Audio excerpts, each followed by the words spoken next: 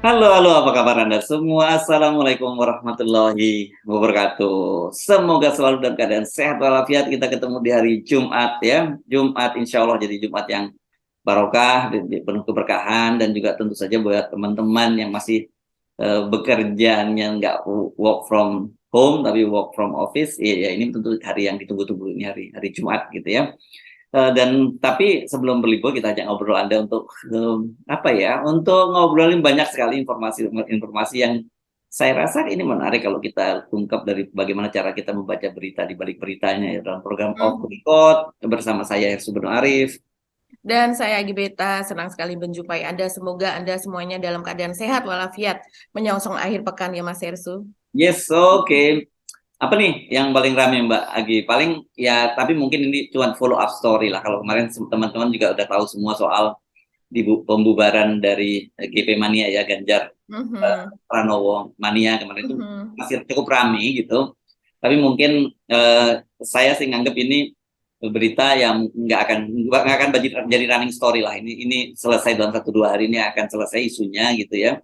Tapi tetap saja itu informasi yang menarik buat buat teman-teman ya. Tapi kita nggak akan bahas soal panjang. Tapi kalau saya usul sih malah soal yang justru akan jadi running story itu soal penyidikan Formula E, Mbak. Ya, yang itu kelihatannya itu akan masih terus berlanjut dan baru berakhir nanti menurut saya kalau sampai pendaftaran pada bulan Oktober Mhm. nanti ya, pendaftaran calon presiden dan wakil presiden, karena ini berkaitan dengan Anies Baswedan. Dan Betul. kemarin tuh disoal oleh Partai Demokrat ya, tentu saja pendukung Anies di Komisi 3 dengan Firly Bahuri ya.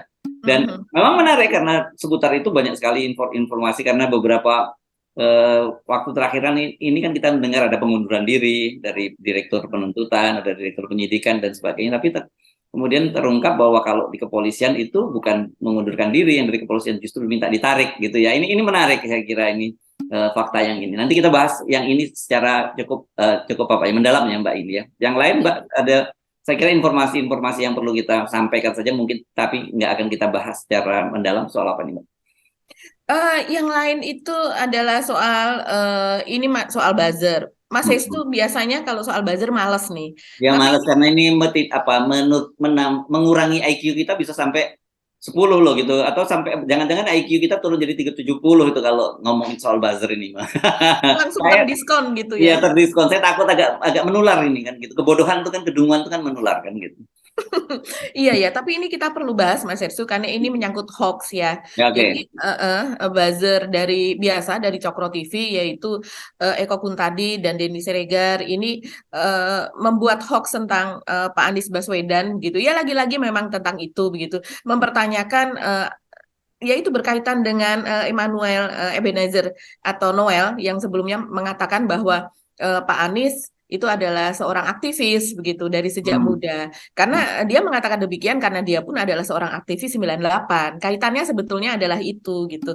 Tapi Hmm. kemudian itu dijawab oleh Eko Kuntadi di akun Twitternya yaitu mengatakan bahwa sejak kapan Anies menjadi Hmm. aktivis gitu. Terus Hmm. kemudian dia memunculkan foto-foto Anies yang foto-foto ini sebenarnya foto-foto yang mudah sekali untuk didapatkan karena ini bertebaran di Google, Mas Hersu. Dan iya, jadi bukan foto eksklusif sebetulnya Ya, karena ya, ya. dari sejak dia menjadi menteri atau rektor Paramadina ini sudah sering sekali media menggunakan foto-foto ini Hmm. dalam narasi-narasi misalnya riwayat Anies, biodata, masa kecilnya dan sebagainya begitu ya. Dan foto-foto ini dimunculkan kembali yaitu ketika Anies bersama dengan keluarga Cendana dan ini kemudian menimbulkan Oke. Oke. berbagai pro dan kontra. Oke, Itu nanti ini satu. saya serahkan Ya. semuanya nanti kepada Mbak Agita. Paling saya ingin paling.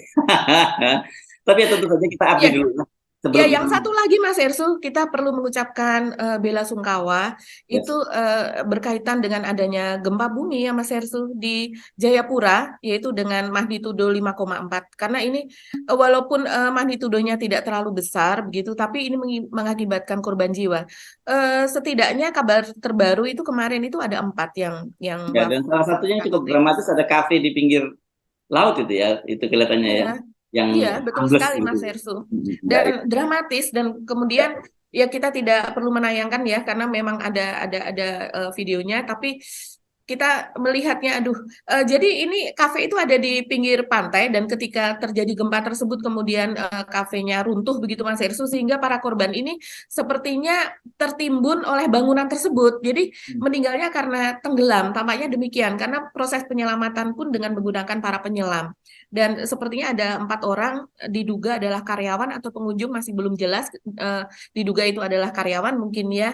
Dan Ya. kemudian juga banyak bangunan yang rusak selain itu. Tapi yang dramatis adalah yang kejadian di kafe tersebut. Oke, kita sampaikan duka cita ya untuk saudara-saudara kita, terutama keluarga korban yang ditinggalkan gempa di Papua ya, Jayapura. di Jayapura. Tapi non jauh di sana juga ada saudara-saudara kita di Betul. Turki dan di Irak ya. Iya, Suriah ya, sorry ya. iya, Ya, betul. Turki dan Suriah karena ini memang di daerah perbatasan itu yang Iya, gempanya luar biasa dahsyat dan sampai sekarang kemudian menimbulkan spekulasi karena ini puluhan ribu yang meninggal dunia ya, dan gedung-gedung iya. bertingkat tuh runtuh dan kemudian ada spekulasi apakah betul ini gempa, apakah buatan manusia, kenapa kalau gempa kok sampai gedung-gedung tinggi itu hancur berantakan. Saya kira itu tragedi kemanusiaan yang terjadi di Mhm, Suriah dan juga mhm. di Turki. Kita tentu juga sampaikan duka cita juga dan kita berdoa untuk mereka yang wafat dalam korban bencana itu dan juga tentu untuk para keluarga yang ditinggalkan. Mari kita membahas beberapa topik yang menurut saya kita bisa bahas. Kalau gitu tadi soal Ganjar Prabowo mania, Ganjar Pranowo mania itu kita gabungkan aja dengan para buzzer tadi karena ada kaitannya ke situ ya Mbak ya, Iya. pembahasannya ya. Oke, kita mulai dari mana? Saya kira langsung aja ke soal KPK ya Mbak ya. Ini jauh lebih ini urgent sekali ini kelihatannya ya. Mhm. Iya, iya, iya. Iya, Mas Ersu. Kita ke soal buzzer itu dulu ya, Mas Ersu Oh, ya. mau ke buzzer dulu bukan ke KPK dulu. Iya, ini kayaknya kita tuntaskan dulu ya, Mas Ersu. Oh, Ini oke supaya silakan. Oke. tapi kita menginjak kepada yang lebih serius nih. Jadi Ini nggak serius ya kalau buzzer ini ya. iya, iya. Ini sebenarnya serius nggak serius ya. Tapi untuk Oke. keadaan pembelahan yang terjadi selama beberapa tahun terakhir ini memang sangat serius karena narasi-narasi hoax yang disebar tersebut, begitu ya. Nah, ini berkaitan dengan postingan Eko Kun tadi ini berkaitan dengan dia menjawab dari perkataan dari Noel, begitu. Jadi dia tepatnya mengatakan bahwa kata Noel, Anies adalah aktivis, begitu. Lah, aktivis apaan? Hmm. Justru di saat para mahasiswa sedang berdarah-darah di jalan berhadapan dengan rezim Soeharto, Hmm. yaitu rezim cendana begitu ya. Anies sudah runtang-runtung dengan cendana begitu kata eh, kata Eko Kun tadi di akun Twitternya begitu. Dan sambil dia menambahkan ada foto-foto begitu Mas Heru, Anies bersama di situ ada Sudomo, ada terus kemudian ada Ibu Tin Soeharto begitu ya. Mungkin beberapa dari pemirsa Off the Record sudah pernah melihat lah karena ini memang sudah sejak beberapa tahun yang lalu begitu kalau kita mengikuti biodata dari Anies ini selalu foto ini sering kali dipakai. Nah, terus kemudian ini memang ada yang mudah gitu ya termakan atau terhasut terus kemudian oh ternyata dia memang dari dulu sudah disiapkan oleh Cendana, ternyata dia memang dari bagian dari klan Cendana, terus kemudian ternyata dari sejak muda dia itu memang ya sering sekali orang mengatakan misalnya Anies itu adalah apa semacam penjilat atau apa dan sebagainya. Dan kemudian tapi banyak yang berakal waras juga berakal sehat Mas Ersu. Dan kemudian mereka menjawab bahwa justru Eko itulah yang kurang kurang informasi begitu ya. Yang justru dia tidak tahu bahwa ini justru akan menaikkan tadinya mau mendowngrade, akhirnya malah justru mengupgrade. Kalau saya melihat itu demikian gitu karena justru orang kemudian para netizen ini justru menjawab bahwa itu Anies ada diterima oleh Cendana adalah karena dia adalah pelajar SMA berprestasi begitu. Ya Kemudian kan zaman dulu memang semua orang pelajar prestasi di tempat Pak Harto, di Ibu Tin gitu. Saya khawatir nanti jangan-jangan ketika ada foto saya dengan Pak Harto ketika masih aktif sebagai wartawan di sana gitu juga dianggap bagian dari digoreng. Untung nggak zaman itu nggak itu foto itu ya karena kita bukan public figure jadi ya nggak muncul jadi kan gitu ya. Ya, ya, Iya, jadi ini ketika itu kan Anies kan masih ada di SMA 2 Jogja begitu ya, ya, dan ya. kemudian dia memang mendapatkan American Field Service ya, Ya, AFS ya, ya, beasiswa itu Mas ya, Ersu, dan kemudian AFS dia ya. mendapatkan beasiswa di Amerika itu kalau zaman kita dulu juga juga sangat sering sekali Itu begitu keren ya tuh ya. beasiswa AFS itu. Ya bahkan sampai ke keponakan saya sampai sekarang sih juga masih ada sih. Hmm. Dan kemudian dari situlah kemudian Anies ke Jakarta dan ketika itu Mendikbudnya adalah Pak Fuad Hasan ya dan dia diundangnya sebetulnya oleh Pak Fuad Hasan ke Jakarta. Dan sebenarnya sih Mas Ersu kalau seandainya saya juga bertanya-tanya mohon maaf ini ya, apakah Eko ini tidak memiliki anak ponakan atau apa yang berprestasi begitu ya. Kalau pengalaman saya sendiri, anak saya tuh mohon maaf ini bukan sombong, tapi anak saya ada foto dia bersama menteri ketika dia memenangkan lomba mengarang begitu, bukan lomba mengarang, lomba menulis gitu ya, lomba menulis gitu dari UNICEF misalnya, atau kemudian ketika pas zaman Pak SBY pernah juga anak saya ikut apa namanya semacam kegiatan dan kemudian juga diundang begitu kan oleh istana dan itu hal yang sangat sangat wajar sekali begitu biasanya pihak istana pun fotografernya juga kalau seandainya ada serombongan anak satu persatu akan secara bergiliran gitu di foto. Nah saya rasa ini bukan cuma Anies, ini pasti Ya banyak. berombongan dari siswa-siswa yang berprestasi tersebut. Nah Hmm. kemudian kalau dari ingatan saya sendiri sebetulnya Mas Ersu, Anies ini ketika 90 tahun 98 itu kan dia kan sedang program master kalau tidak salah ya di Amerika. Tapi soal cendana ini saya dulu pernah mempertanyakan juga. Anies ini cukup cukup berani gitu ya. Karena dia next ketika dia menjadi mahasiswa di UGM ketika dia menjadi ketua senat begitu ya di fakultas kalau tidak salah Ekonomi. ekonomi ya Mas Hersu dan kemudian juga menjadi ketua senat di UGM-nya begitu. Dia nih kemudian justru yang berani melawan Soeharto begitu, terutama Mas Tommy Soeharto yang pada waktu itu apa rezim Soeharto itu membuat semacam namanya BPPC kalau tidak BPPC salah Mas itu Hersu ya cengkeh ya, badan untuk ini, cengkeh. Nah, urusannya untuk memonopoli bisnis cengkeh deh. memonopoli, betul. Ini memonopoli bisnis cengkeh tersebut yang ketika itu kalau tidak salah ya, cengkeh itu kan harganya mahal sekali. Kemudian ketika ini badan penyangga cengkeh ini, kepanjangannya apa saya lupa ya, badan penyangga apa, cengkeh begitu ya. Dan kemudian harganya memang turun sekali dan mengakibatkan para petani di Minahasa, di mana-mana itu kemudian anjlok dan banyak anak mahasiswanya yang ada di luar kota, di Jogja, di apa, termasuk mungkin temannya Mas Anies ini yang kemudian ditarik oleh orang tuanya karena tidak sanggup membiayai lagi dan sebagainya.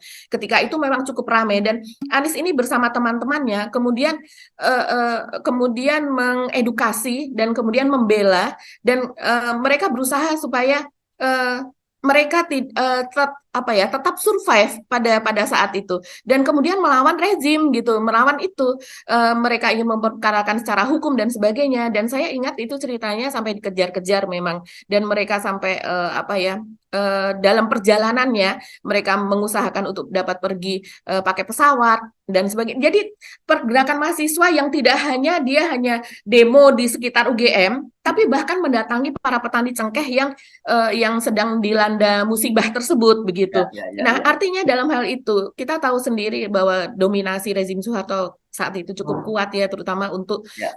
bisnis anaknya dan sebagainya. Dan ketika itu dia bersama teman-teman mahasiswanya berani Mas Hersu Ya. untuk menentang itu. Oke, ini memang sebagai sesama aktivis saya kan kalau saya dengan Anies ini bukan satu angkatan. Nah, Anies itu angkatannya di bawah saya lah ya, karena usianya juga lebih muda. Tapi pernah ada satu cerita ini berkaitan dengan sahabat saya juga dan berkaitan juga dengan Anies pada waktu Anies jadi ketua senat di Fakultas Ekonomi UGM. Jadi zaman dulu namanya itu aktivis itu iseng banget ya. Ada teman saya itu, dia namanya aktivis, dia cekak gitulah ya, dia pengen nikah dan dia nggak bisa sewa gedung.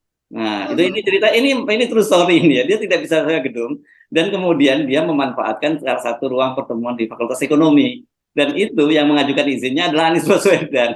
Nah, ketika kemudian zaman dulu belum viral seperti sekarang ya, tapi kan kemudian bocor itu jadi rame. Ini namanya aktivis zaman dulu bling gitu ya. Jadi dia melakukan pernikahan di gedung kampus itu dan akhirnya karena Anies yang mengajukan izin itu karena dia ketua senatnya dia diberi sanksi oleh dekan atau rektornya gitu dan waktu itu dia ketemu saya dia cerita oh iya itu saya ketua senatnya dan saya yang kena hukuman itu ceritanya gitu dan itu melibatkan sahabat saya seorang aktivis juga waktu itu aktivis pers mahasiswa ya. Jadi saya walaupun saya tidak dalam satu angkatan tapi saya bisa saya bisa pastikan bahwa memang Anies aktivis, dan saya kira bukan hanya saya, banyak orang tahu ya Anies kan sejak SMP sampai SMA dia terus aktif di organisasi ya, dia memang aktivis dan beda. Dan ketika kemudian dia sudah di Paramadina kan, kemudian dia di Paramadina ya dia mengambil inisiatif untuk Indonesia Belajar itu ya. Iya. Indonesia Indonesia Mengajar. Mengajar. Indonesia Mengajar itu kan itu juga bentuk aktivis. Jadi aktivis itu tidak harus selalu orang yang turun ke jalan, nggak apa. Jadi saya kira yang begini ini, makanya saya bilang tadi saya malas bicarainya karena itu bikin IQ kita jadi turun gitu loh, Mbak. Iya, iya. Ya memang catatan Anies ini memang ya termasuk luar biasa ya. Waktu itu saya pernah juga melihat ada artikel gitu yang dimana gurunya mengatakan bahwa sebetulnya kalau secara akademis Anies ini tidak terlalu istimewa begitu. Oke, dia memang pandai begitu ya. Tapi kan kalau orang misalnya pandai, dia pernah juara Olimpiade ini itu gitu ya. Ini bukan kategori yang sangat cemerlang. Dia pandai, tapi dia lebih pandai lagi dalam berorganisasi. Karena memang sejak SMA pun dia sudah ketua OSIS seperti itu Mas Hersu. Dan kemudian dia menjadi wakil sekolah untuk organisasi begitu, memang sejak menjadi apa ya, orator dari sejak remaja ya semacam itu. Nah jadi tidak heran kalau kemudian dan dia juga pembaca ya, mungkin kultur dari keluarganya yang sebagai pendidik, dia adalah orang yang sangat senang membaca. Nah itu yang membuat orang kemudian sekarang membuat julukan Anies itu sebagai pabrik kata-kata. Ya memang orang kalau seandainya senang membaca, itu kata-katanya, diksinya itu memang sangat-sangat kaya begitu ya. Dan itu yang seharusnya memang saya pun ingin menginfluence itu kepada anak-anak saya, Mas Ersu, Ya, kepada baca, jangan sekitar bacanya saya cuma gitu. 140 kata. Orang kebanyakan sekarang cuma 140 kata gitu. Kalau nulis juga sekarang kan orang jarang sekali ada yang menulis buku secara utuh gitu. Biasanya kumpulan-kumpulan tulisan itu beda loh kelasnya, orang yang membuat tulisan-tulisan kumpulan Betul. tulisan saja dengan orang yang buat buku gitu. Itu beda banget. Jadi saya kira menurut saya sih cukuplah Mbak pembahasan soal soal itu karena Cuman heran begini ya, ini dari kelompok buzzer ini, dari Cokro kan memang sudah mengumumkan bahwa mereka itu adalah bagian dari Ganjar. Bahkan Eko ini adalah Ganjaris yang kemudian ya, ketahuan membuat mengundurkan hoax diri. juga, iya, sehingga mengundurkan diri. Dan kejadiannya cukup fatal, yaitu dia membuat hoax tentang Ning Imas gitu dari Pondok Pesantren Lirboyo ya. Ada jejaknya demikian. Dan kemudian juga baru saja dibuat Spartan Ganjar Ganjar Spartan, betul. Ganjar Spartan seperti itu. Itu Itu isinya juga cokro bagian semua itu. dari bagian dari Cokro TV juga, kan ketuanya si Guntur Romli kalau tidak salah ya. Dan ini memang yang membuat selama ini memang keterbelahan dengan posisi dari Noel, karena Noel ini membuat melihat mereka ini sebagai bagian dari pembelahan dan sebagai produsen dari kebencian, narasi-narasi hoax dan sebagainya. Nah itu yang membuat walaupun sama-sama mendukung Ganjar, tapi mereka memang sangat berbeda, Mas Hersu, begitu, kapasitasnya sangat berbeda. Dan sekarang ini dengan Noel membubarkan organisasinya, itu memang Noel saat ini sangat-sangat disudutkan gitu, dibuat narasi hoax, dibuat ini seolah-olah Noel ini adalah orang yang yang seorang diri, bahwa dia itu bohong gitu, memiliki organisasi begitu, seolah-olah dia hanya sendirian, ya ketuanya, ya bendaharanya, ya sekretarisnya begitu. Dan ini hal-hal seperti ini memang tidak bisa dibiarkan. Kalau seandainya memang ada misalnya mempertanyakan apakah Pak Anies itu aktivis, apakah Pak Anies itu berbagai macam kepalsuan begitulah yang disandangkan kepada dia. Kenapa dia tidak mempertanyakan ya, ketika 98 terjadi itu Pak Ganjar ada di mana begitu, kan sama-sama dari UGM juga, ada apa yang sedang dia lakukan, menentang rezim yang terdahulu misalnya Soeharto itu apa yang Ya, dilakukan makanya gitu itu, loh. makanya saya bilang ya udah nggak perlu dibahas, Mbak. Karena menurut saya nggak mutu, ini perdebatannya udah nggak bermutu gitu ya. Ya. Tapi saya kira mungkin kita perlu juga memaparkan kepada publik penting seperti ini, karena tapi yang saya khawatir tuh gini, bukan soal apa ini, echo chambers itu yang saya khawatir. Jadi artinya apa yang diproduksi oleh mereka itu ya dikonsumsi oleh kelompok mereka sendiri, dan itu makin meracuni mereka. Jadi itu dia seperti orang meracuni dalam kolam gitu. Juga apa yang kita bicarakan di sini tidak menyeberang ke sebelah juga gitu, karena dengan cara begitu ya nggak terinfluence gitu. Tapi jadi ya kewajiban kita untuk menjaga aja komunitas kita masing-masing jangan terjebak semacam itu, karena menurut saya kita selalu mengingatkan ya, meskipun ada dukung Anies, kalau ternyata suatu saat itu ada hal yang menyimpang dari Anies, ya menurut saya harus diingatkan gitu. Iya. Karena dulu ketika misalnya kita mendukung Pak Prabowo, katakanlah misalnya begitu ya, ya ketika Pak Prabowo nggak betul ya kita mesti nyatakan nggak betul. Kan ada juga orang yang tetap jadi diehardnya Prabowo gitu, pecah kesang betul. dari Prabowo. Sebaliknya juga Mhm, itu pecah kesang dari Pak Jokowi. Jangan pernah fanatik pada seseorang, ya. Itu mhm, kan saya kira itu yang kita itu mhm, fanatis pada ide dan gagasan, itu pada vision. mhm, Jadi kalau kalau nanti kita fanatik pada seorang, kita jadinya tolol gitu. Saya mesti mhm, kita terdungu gitu kalau bahasa. betul. Mhm, Kenapa? Karena sayang kan, karena saya tahu banyak sekali di Cokro TV itu ada beberapa teman saya yang saya tahu sebenarnya kapasitas intelektualnya bagus gitu loh ya.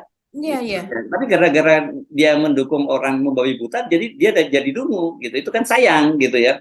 Jadi ini yang menurut saya itu jauh lebih penting kita ingatkan. Justru kita mengingatkan Mhm, jangan pernah loyal dan itu membabi buta kepada seseorang gitu. iya, Sisakan ruang, kalau saya bilang sisakan ruang skeptisisme kita terhadap seseorang itu selalu, karena mhm, manusia itu tempatnya salah gitu ya. Ya, jadi juga kalau sekali lagi kalau Anda pendukung Anies, Anda juga jangan membabi buta mendukung Anies mhm. ya. Anda mesti menyisakan ruang kritisisme terhadap Anies. Kalau Anda nggak betul ya mesti diingatkan gitu. Jadi ini yang saya kira itu jauh lebih penting lah Mbak daripada kita membicarakan para tadi itu. Ya Mbak. Saya usul kita ganti topik deh Mbak Yuk. ya. Nah, Oke.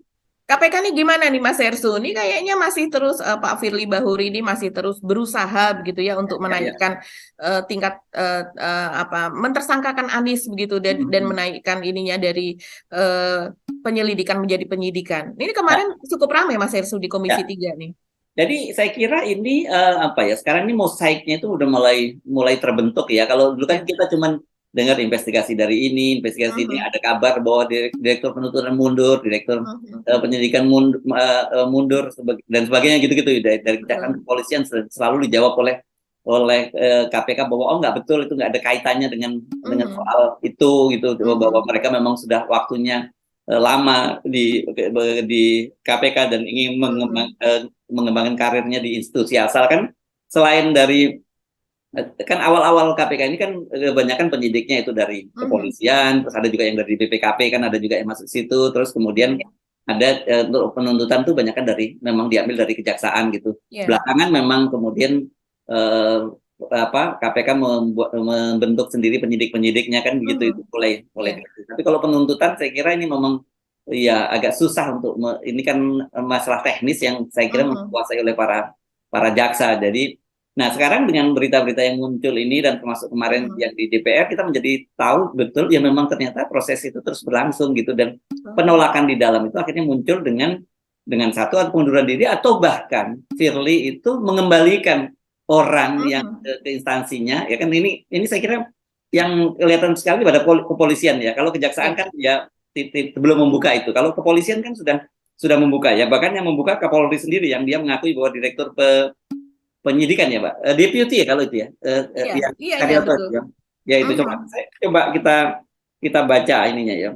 Nah seperti ini Mbak, ini ternyata Kapolri itu sudah memberikan konfirmasi ya Mbak Agi ya, mhm, memberikan konfirmasi soal ini. Beritanya saya baca saja ini. Jadi disebutkan bahwa Ketua Komisi Pemberantasan Korupsi Firly Bahuri itu sudah mengirim surat kepada Mabes Polri berisi rekomendasi agar menarik Deputi Penindakan KPK Karyoto dan Direktur Penyelidikan Endar Prihantoro. Nah, mhm, ini dikatakan ini yang ngomong Kapolri loh ya, bahwa iya memang betul ada. Maksudnya surat rekomendasi itu. Jadi mhm. ini dari sini Listio mengaku belum menindaklanjuti surat rekomendasi dari KPK tersebut. Ini Ya. kan clear, tadinya kan Endar ini juga disebut dia mengundurkan diri. Kalau Pak Karyoto ini baru muncul di sini, ya Mbak ya. Mhm, Ininya mhm. pernyataannya. Tapi sebelumnya kan Pak Karyoto itu dilaporkan ke Dewas oleh sebuah Iya, LSM gitu, yang katanya dia tidak apa ya, bahasanya tidak mentaati pimpinan ya, gitu ya Mbak. tidak mentaati perintah atasan Perintah ya. atasan. Nah, dari sini kita mulai tahu bahwa oh rupanya benar-benar gerilya ya Pak Firly ya dari sini. Ini silakan dibantah ini pernyataan dari Kapolri ya, bahwa bukan mereka ingin kembali, tetapi mereka dikembalikan ke instansinya gitu. Nah, kalau Iya. Fitron mungkin jangan-jangan dia memang dia pengen kembali karena dia tidak tahan dengan tekanan di situ gitu.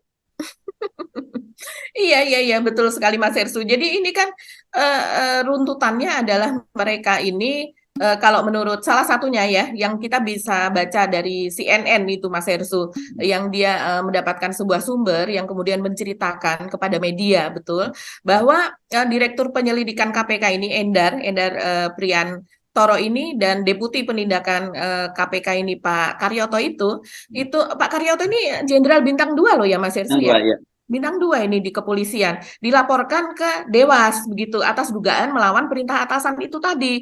Begitu ini kan luar biasa ya.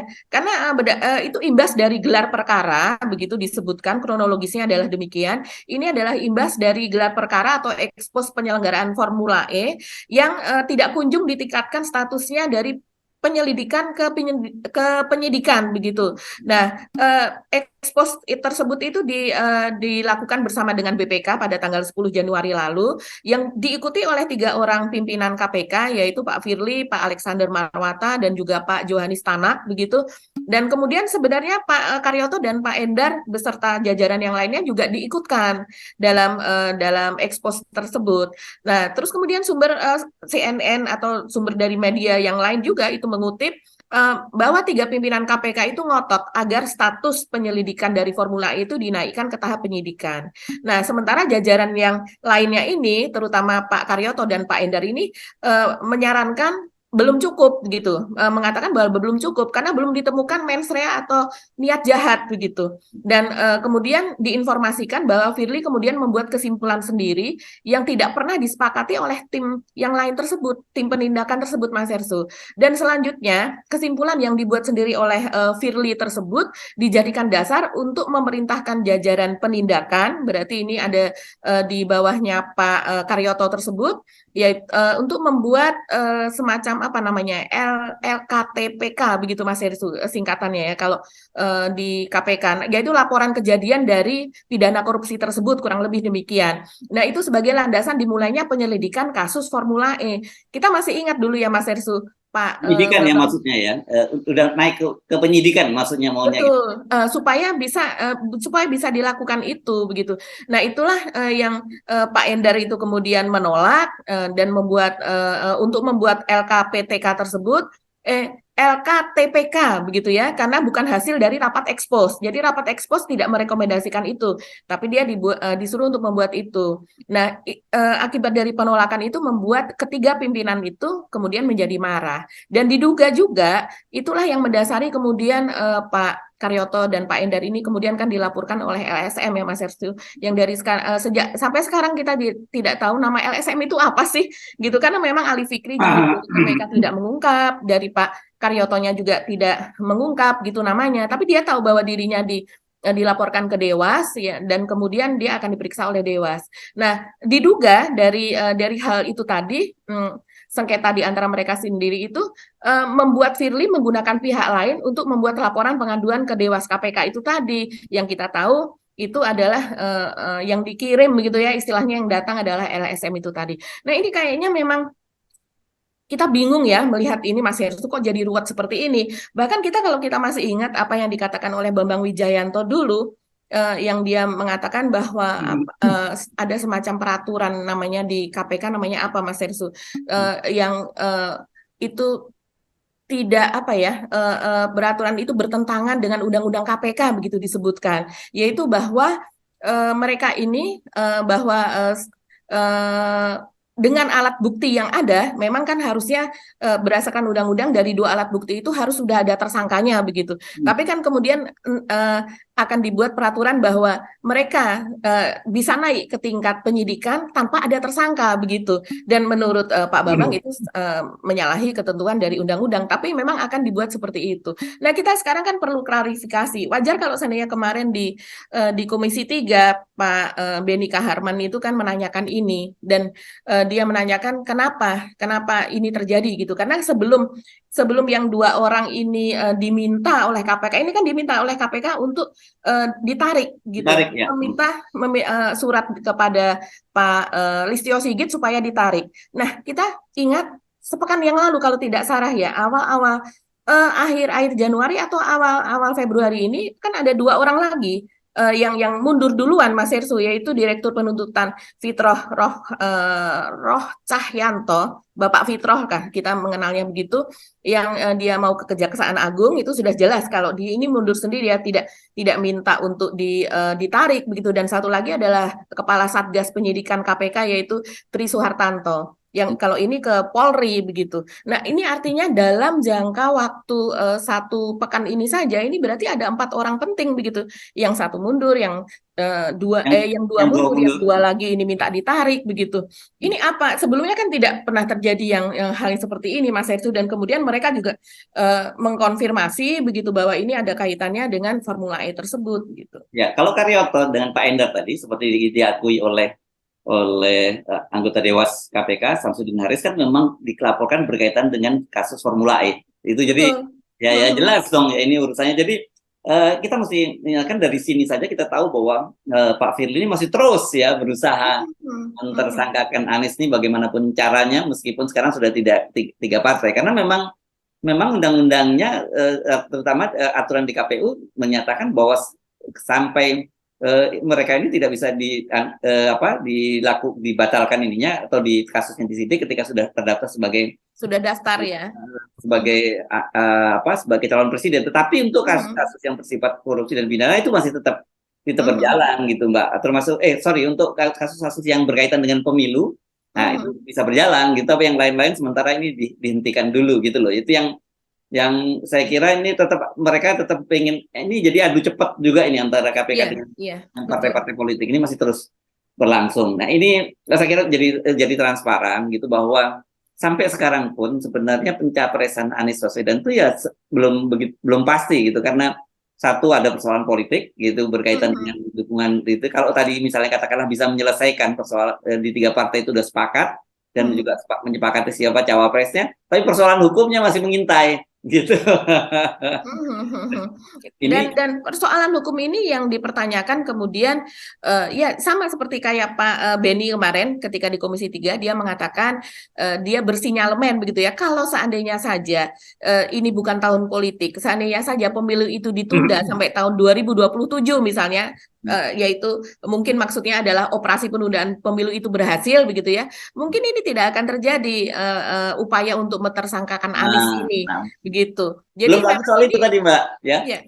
Tadi yang juga yang uncertainty dan ini berlaku semua capres bukan hanya Anies gitu. Tapi saya kira ini khusus memang digunakan untuk mencegah itu juga antara lain ya kalau ada penundaan pemilu. Saya jadi ingat Mas Ersu apa yang dinyatakan oleh Pak Denny Indrayana ya belum lama ini, mungkin Mas Ersu juga masih ingat, dia menceritakan dia habis bertemu dengan Pak Mahfud MD dan kemudian dia mengatakan bahwa dalam pertemuan itu kan mereka sebagai sesama orang hukum itu saling berbagi menceritakan berbagai masalah begitu ya, dan kemudian Pak Mahfud MD gitu dia dibocorkan oleh Denny sempat mengatakan bahwa ya kalau seandainya ini itu dia komorbidnya ini, tokoh ini ketua partai ini komorbidnya ini. Jadi disebutkan satu persatu begitu komorbid dari orang-orang atau tokoh-tokoh politik ini. Nah, dari situ kemudian Denny ini menyatakan ketika itu dia menyatakan kepada Pak Mahfud bahwa dia akan mendukung Anies pada kontestasi 2024 tersebut. Terus kemudian Pak Mahfud mengatakan kenapa kamu mendukung Anies, dan kemudian Denny juga menanyakan kenapa Pak Mahfud kok tidak mendukung Anies begitu. Jadi mereka memang sudah bersahabat lama, tapi kemudian apa yang dinyatakan Pak Mahfud itu ke media sosial itu sempat diprotes. Mungkin Mas Ersu juga sudah membaca protes dari Denny tersebut begitu ya soal tersebut. Tapi artinya di situ memang bahwa ada komorbid pada setiap tokoh seperti yang dikatakan Mas Ersu itu memang benar adanya begitu, karena itu juga dari kalau tidak ada orang yang ada di atas. Kalau tidak ada komorbidnya dicari-cari yang bisa dijadikan. Dalam kasus Formula ini bagian yang dari itu. Jadi menggunakan instrumen hukum untuk mencegah Anies untuk menjadi calon presiden. Saya kira itu sebenarnya bolak-balik yang ribut-ribut itu intinya itu saja gitu. Tapi itu satu ya, ini mesti kita pisahkan. Satu itu Anies harus keluar dulu dari persaingan. Yang berikutnya adalah kalau bisa semua sepakat dengan penundaan pemilu, dengan begitu Pak Jokowi akan masih terus berkuasa. Sebenarnya ribut-ribut itu semua intinya ke situ, muaranya cuma ke situ aja Pak ya, dalam dalam kasus yang Anies mungkin mungkin yang partai-partai politik lain bisa bersepakat dengan Pak Jokowi, kan gitu. Tapi Mhm. dalam kasus penundaan pemilu yang jelas PDIP dan PDI tidak sepakat dengan Pak Jokowi. Itu petanya seperti itulah kira-kira. Iya, iya. Dan kita tunggu mungkin ini akan terus memuncak soal upaya untuk Yes, penundaan pemilu tersebut sampai dengan bulan April yes. seperti Nah, kata PDIP gitu. Kalau dalam hal ini kan posisi PDIP adalah menolak dari adanya penundaan ya, pemilu apalagi 3 periode. Dan kemudian pada April itu adalah pendaftaran dari para caleg. Nah, mungkin kalau sudah caleg mendaftar apa verifikasi dan sebagainya itu udah lebih mantap begitu ya jadwal pemilu itu akan ditepati mungkin operasi itu akan menjadi lebih reda begitu. yang enggak juga. Pokoknya sebelum janur kuning melengkung, kalau pemilu akan terus berusaha ditunda. Gitu. Jadi waspadalah, waspadalah. Ini apa ya optimis untuk sesuatu yang tidak pasti gitu ya Mas Ersu kita ini ya. Kita ngomongin begini, kita tidak optimis, tapi kita mengingatkan mesti waspada. Gitu. Jangan Perlu terlampau waspada. terlena, ya.